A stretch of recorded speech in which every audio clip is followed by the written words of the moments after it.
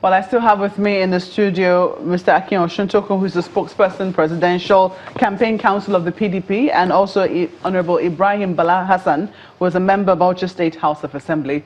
Mr. Oshuntokun, you're about to make a point just before we went on break. Yes. I was making the point that the only chief executive of Nigeria that I can recall that comes from this Northeast was the late Tafawa Balewa, and he died 53 years ago. So this, if you want to, the reality of Nigerian politics is that first this is our son or ethnic solidarity identification. So it is more logical to believe that Atiku easily win the Northeast. You go to the Northwest, centered in Kano.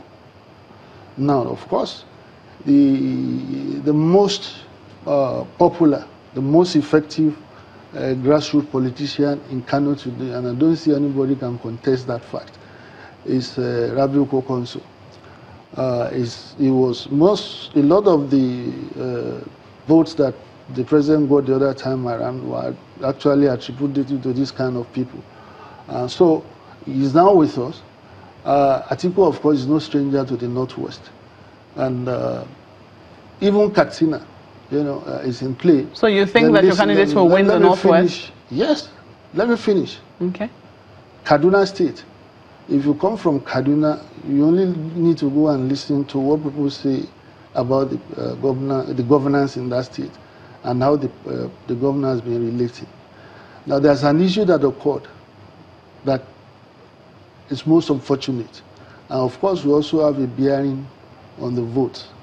In a state that is as religiously volatile and polarized as Kaduna State, the governor of the state saw nothing wrong in picking a Muslim as his running mate. Now, and he did say that, well, in any case, I don't expect the Christian population to vote for me.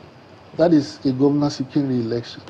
Now, the more tragic aspect of it is that he said he went to the President Buhari, and President Buhari endorsed the idea of fielding a Muslim ticket in Kaduna State.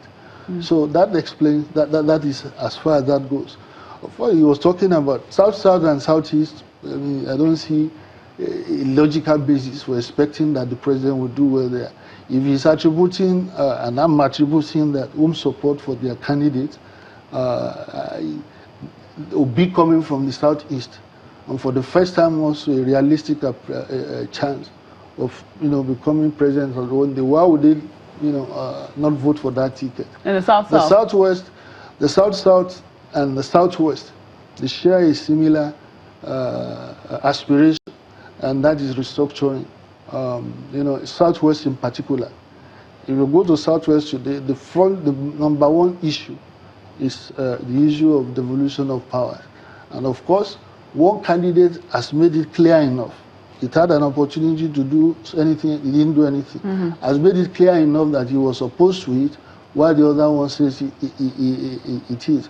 So I don't know why a zone or a region that has a number one priority also being a priority of one of the candidates, and you will not expect that candidate to prevail there. So these are look, in Osun State, for instance, you see the debacle was almost an open a daylight robbery. What happened in Osun State at the governorship election. They are so-called, they have the president, all the security agencies, there are 24 governors and so on and so forth. And the governorship candidate of Osun State managed to defeat them, contrary to the shambles. You saw how that was manipulated.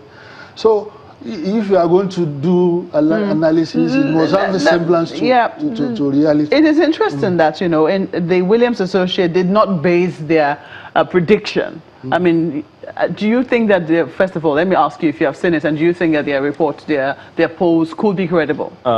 Mark, I read the whole report. You did? I did. I read everything. I have it on my head, and I doubt the sincerity of that report by William and Associates, and they are very sympathetic to the opposition. Okay. So now let me say the authenticity of this report by Williams and Associates is questionable because I told you... What about the leadership poll that was conducted? I mean, I saw the prediction that the leadership newspaper made, you know, predicting tipping your candidate to win. Would you say it is not credible as well? If you really want to conduct a real poll, go to the grassroots.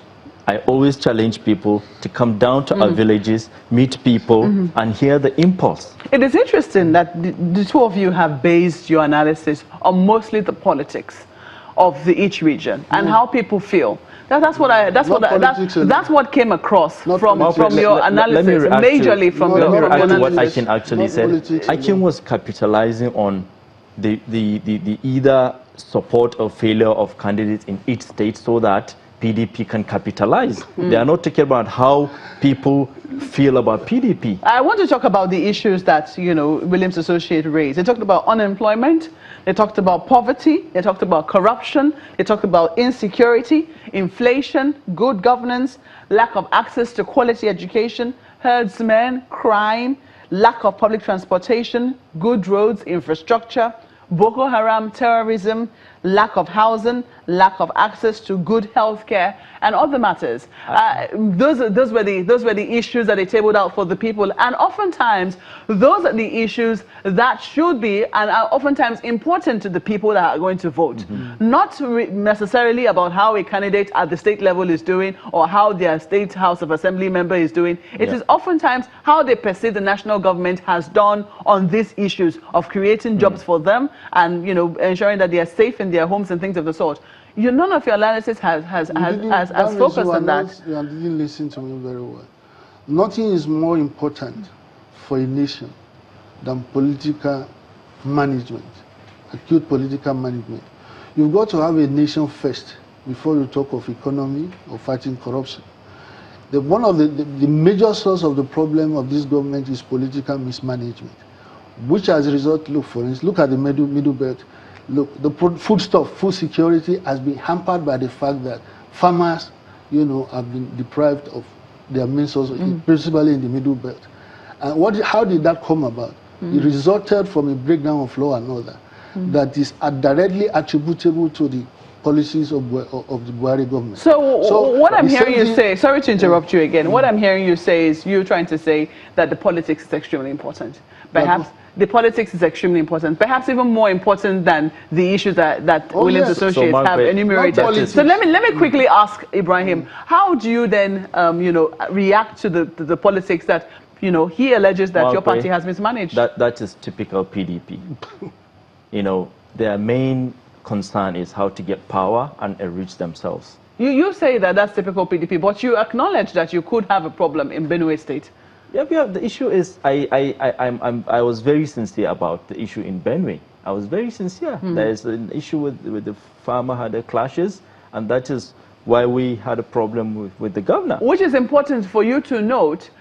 Sorry to interrupt. It's important for you to note that the governor was in your party. You lost him after this particular crisis, and this was after you know different meetings with your party and the president, and it seemed like nothing was going to happen. Losing a governor is regrettable. We are not happy about that, and we hope he's going to come back to us, because right now, if you go to Benue, you ask people, the government under the President Muhammadu Buhari is doing its best to fix the problems of security in Benue. It's relatively peaceful at the moment.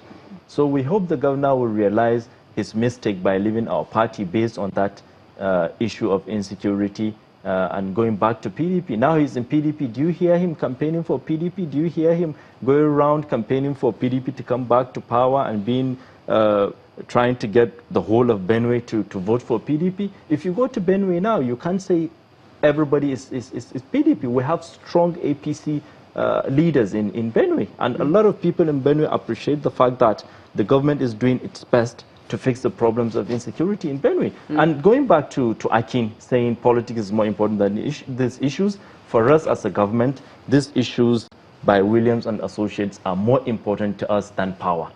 But you say that even despite of the issues that have been raised, you think that you're not very sure of their sincerity in terms of how they've done this. Of course, 100%. And this issue of, like he's saying, the issue of agriculture, even the world recognized the fact that this administration has, budgeted a lot in terms of providing, fertilizers to farmers. From 2015 to date, this is the best times for... It would seem that all we hear about agriculture is fertilizer. I mean, even in the past administration, we heard about fertilizers, we heard about...